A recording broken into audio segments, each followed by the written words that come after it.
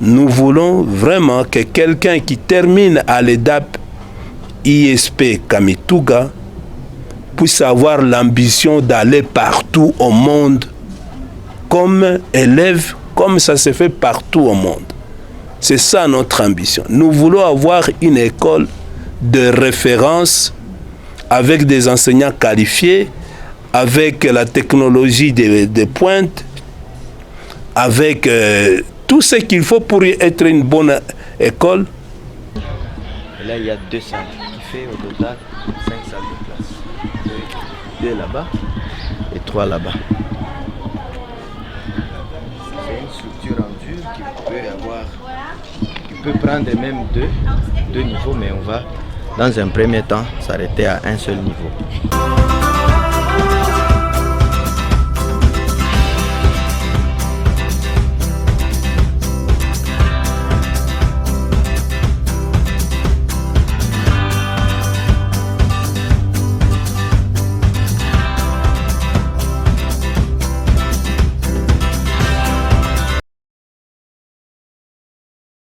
Bonjour très chers téléspectateurs de Lega Média, nous sommes le dimanche 30 juillet 2023, nous sommes dans la province du Sud Kivu en ville de Kamituga et aujourd'hui nous sommes à l'ISP Kamituga, nous sommes avec les professeurs émérites. Bonjour professeur, vous pouvez vous présenter devant les téléspectateurs de Lega Média. Pour messieurs les journalistes de Lega Média, je suis professeur émérite Kaningini Mwenyimadi Boniface.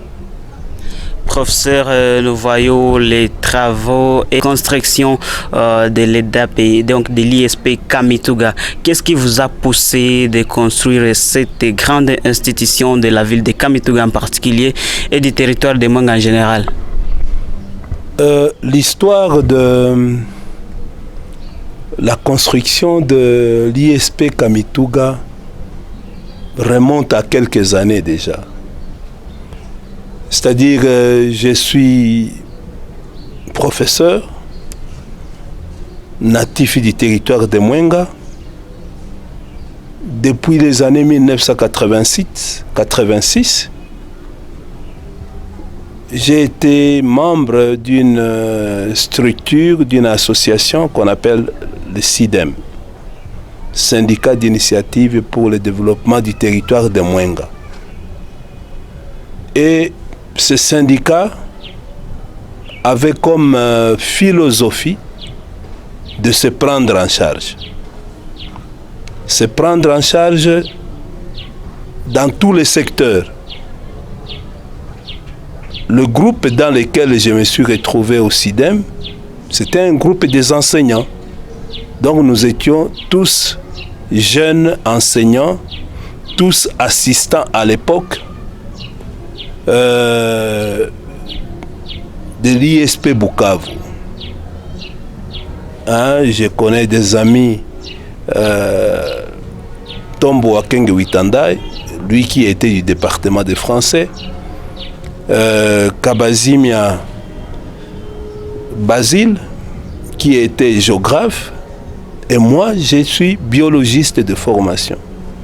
Et que donc, depuis ce temps-là, nous, on a pensé que chacun, dans son secteur de la vie, pouvait apporter une petite contribution pour le développement du territoire de Mwenga.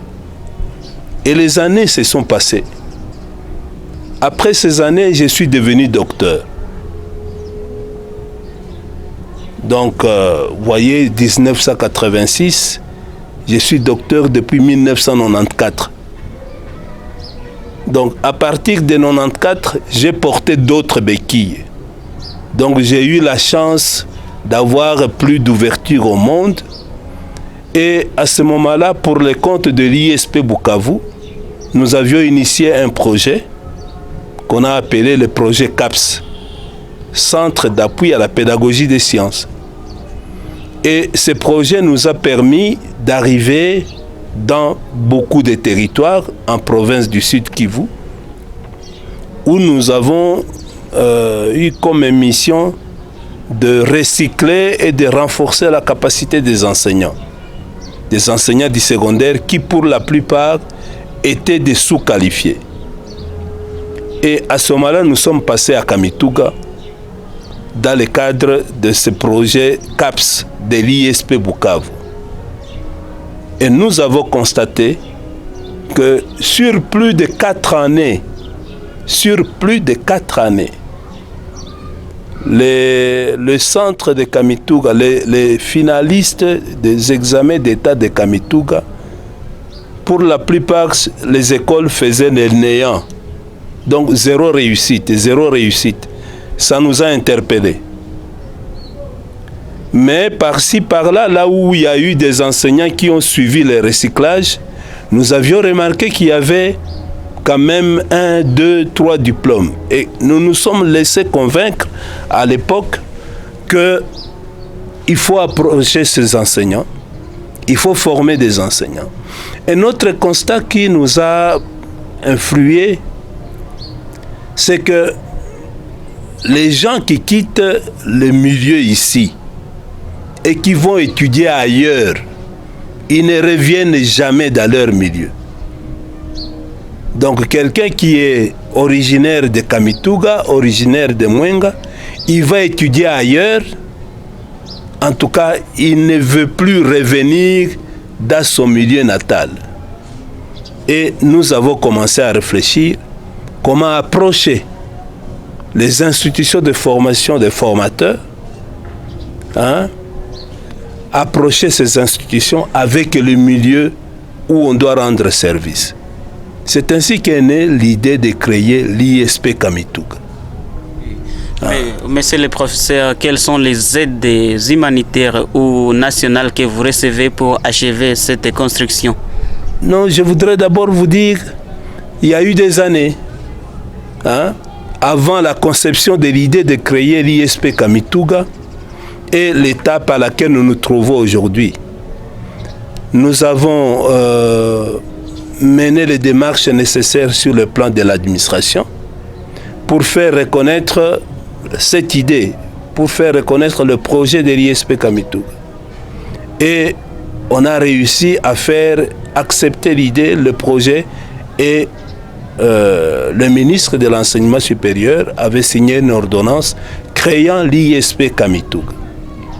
Ça fait plus de 15 ans maintenant. Il y a plus de 15 ans. Donc il y a eu après quelques collègues qui se sont succédés ici comme directeurs généraux. Et un des collègues qui est pour le moment au Canada, le professeur Nyababa, va avoir l'idée de créer l'EDAP. Je lui avais soufflé que c'était un laboratoire nécessaire. Vous ne pouvez pas avoir un ISP si vous n'avez pas une école d'application. C'est ainsi que nous nous trouvons aujourd'hui à cette école d'application qui a tenté d'exister. Et à un moment donné, il y a eu ici un incendie. Un incendie accidentel ou criminel, ça on ne sait pas dire encore, mais il y a eu un incendie, donc on a brûlé l'école.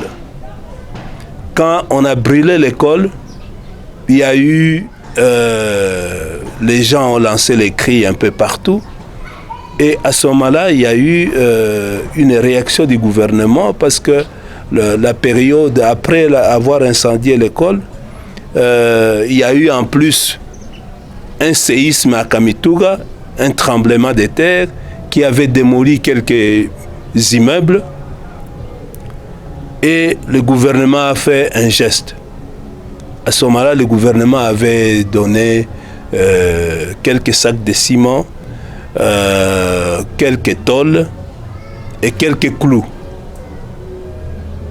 C'est sur base de ça que nous avons eu l'idée de vouloir venir construire.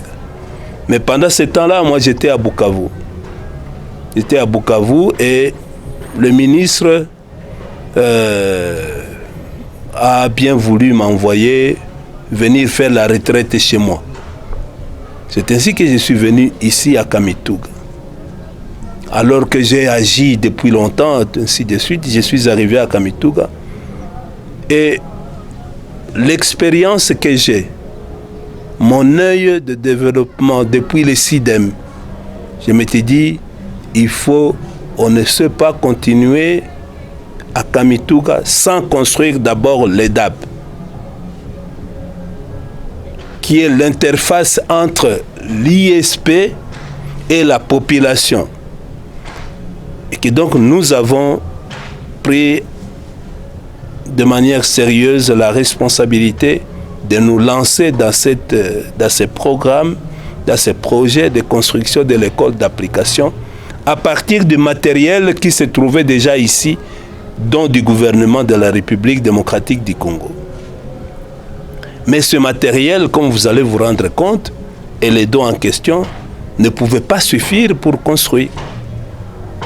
C'est alors que nous sommes en train de mettre toute notre intelligence, toute notre expérience, toutes nos relations pour essayer de montrer à la face du monde ce que nous sommes capables de faire nous-mêmes. Pour le moment, je répondrai maintenant à la question, est-ce qu'il y a eu des humanitaires ou ceci, cela? Non, jusqu'à maintenant, non. Les DAP, au stade où vous trouvez la construction, il y a eu quelques hommes de bonne volonté, quelques acteurs de bonne volonté, originaires de la province du Sud Kivu, originaires du territoire de Mwenga et des non-originaires du territoire de Mwenga qui ont donné 100 sacs de ciment, 50 sacs de ciment, 1 tonne de fer à béton. Et voilà ce qui s'est fait pour le moment. Il n'y a pas eu une action des humanitaires pour aider la construction ici. Et on n'en a pas pour le moment en vue. Monsieur le professeur, vous êtes devant les téléspectateurs de Lega Media. Vous pouvez leur expliquer quand est-ce que vous avez commencé ces travaux et quand préférez-vous terminer cette construction? Les travaux, moi je pense qu'il y a 1 an, depuis que nous avons commencé, il y a 1 an. La fin, dans le meilleur des cas, la fin, pour être réaliste, pour arriver à faire 21 salles de classe. Donc c'est un projet à long terme. Je pense que si nous avons des coups de pouce, ainsi de suite, je ne veux pas être pessimiste, mais je dis, le programme de l'ISP Kamituga va s'étaler sur 3-4 ans, mais je dirais 5 ans. C'est plus réaliste. Parce que nous voulons créer une école de référence avec les exigences du modernisme, avec toutes les exigences technologiques. Une école de référence, ça signifie beaucoup d'ambition. Beaucoup d'ambition en termes de la qualité du personnel, en termes des équipements, en termes de modernisme. Donc nous voulons transformer cet espace ici, peut-être que dans 2 ans, 3 ans, quand vous y repasserez, c'est possible que vous n'allez plus reconnaître ici. Ça devrait faire un bijou dans la ville de Kamituga pour désengorger sur le plan intellectuel les élèves d'ici. Nous voulons vraiment que quelqu'un qui termine à l'EDAP ISP Kamituga puisse avoir l'ambition d'aller partout au monde comme élève, comme ça se fait partout au monde. C'est ça notre ambition. Nous voulons avoir une école de référence avec des enseignants qualifiés, avec la technologie de pointe, avec tout ce qu'il faut pour être une bonne école. Et à partir de ça, nous allons décomplexer les milieux. Parce que jusqu'à maintenant, les gens pensent qu'il faut toujours aller à Bukavu. Pourquoi aller à Bukavu alors que vous avez tout ce que nous avons comme environnement qui est très très bon. Nous avons de la terre, nous avons les sols, nous avons des ressources. Pourquoi continuer à envoyer les enfants à Bukavu alors que nous avons une structure, un ISP comme l'ISP Bukavu, avec des gens formés, avec un environnement favorable où quelqu'un peut quitter la maison de la famille et venir étudier directement. Donc voilà un peu les ambitions que nous avons. Monsieur le professeur émérite, quel est le message que vous pouvez adresser aux élèves et étudiants qui partent ailleurs pour étudier et sans oublier ceux qui restent ici dans la ville de Kamituga?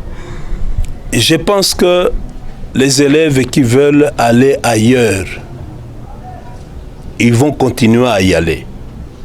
Mais pour les formations dont nous avons les filières organisées ici à Kamituga, je prends un exemple, agrovet, français linguistique, sciences commerciales et ainsi de suite, anglais culture africaine. Donc pour les mêmes options organisées ici chez nous, c'est non-sens d'aller chercher le faire ailleurs. Parce que ce sont les mêmes enseignants que vous pourriez retrouver à Bukavu que nous allons faire venir à Kamituga. Les mêmes enseignants. Moi, je suis professeur émérite. Professeur émérite, ça signifierait Mwami Wangandou, si nous voyons un peu dans la tradition. Et que donc le Mwami d'Ngandou a la possibilité d'inviter tous les autres Bami autour de lui. Et que donc c'est normal. Les enseignants vont venir à Kamituga. Nous avons évidemment les gros obstacles du mauvais état de la route. Le mauvais état de la route, c'est vraiment un obstacle pour lequel, là, nous n'avons pas la force.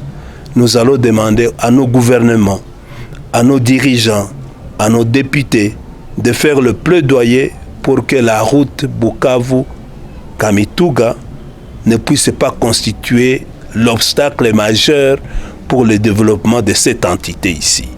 Sinon, pour le reste, nous allons tout faire pour avoir les bibliothèques en ligne, les bibliothèques numériques.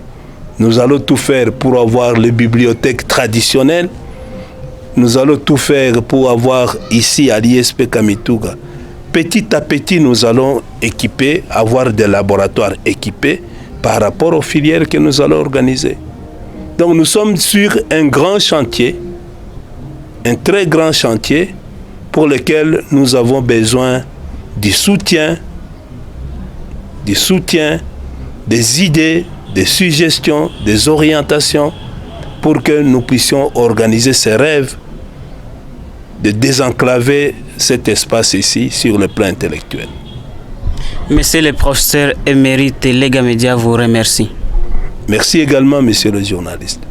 Merci de nous avoir suivis. Nous, c'est Lega Média Télévision et moi, c'est Estache Babou. Derrière les caméras, c'est Rachid Johnson.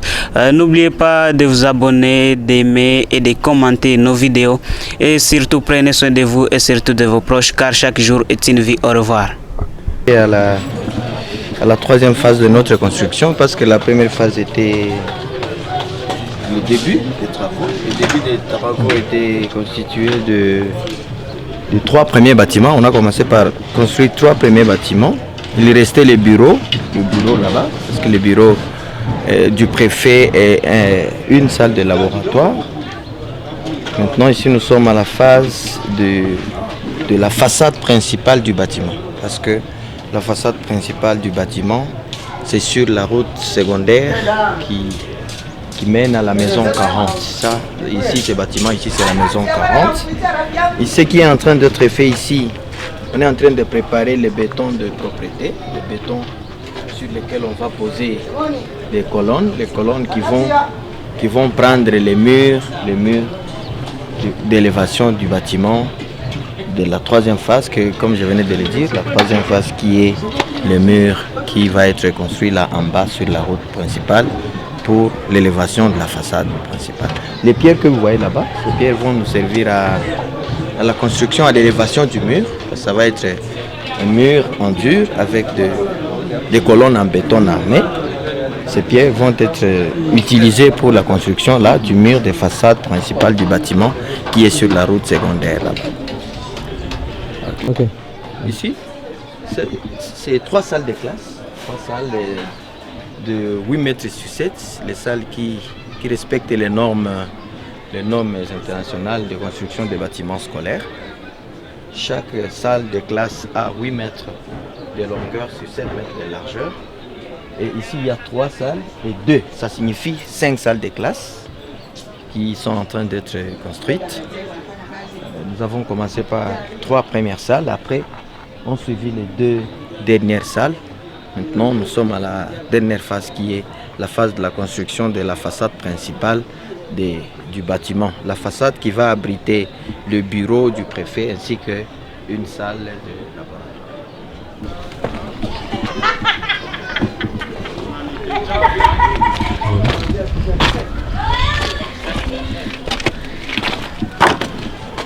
Il y a 3 et là, il y a 3 salles et là il y a 2 salles qui fait au total 5 salles de classe. 2 là-bas et 3 là-bas. C'est une structure en dur qui peut prendre même deux niveaux, mais on va dans un premier temps s'arrêter à un seul niveau. Ah ouais.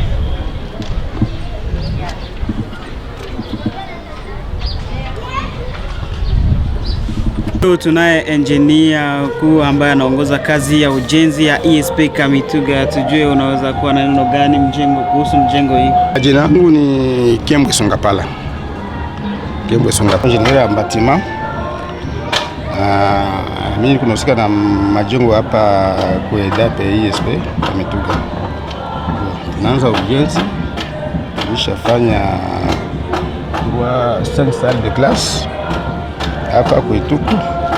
Nataka entamer niveau ya place ya mabiro. Ndio tulianza jana. Alors, tuko na projet ya kuériger mur de soutènement kule parce que projet tuko nafanya itajilimite ku limite ya EDAP ESP. Bon, jana tulianza les fouilles de fondation. Tulitia les bétons de propriété parce que quand on a mur de soutènement banatia béton de propriété, il y a problème de calamité. Les calamités naturelles, kunaweza kuya calamité moja magnitude fulani, kama kuprevoir resistivité kule chini, ma résistance zakia kwa négatif. Alors demain, kesho tutaanza moellon de mur na kwanza yafaa tena ma structure de fondation ya kuallonger ile structure de fondation ya mabiro. Ndio kabisa, tunakushukuru. Ndio.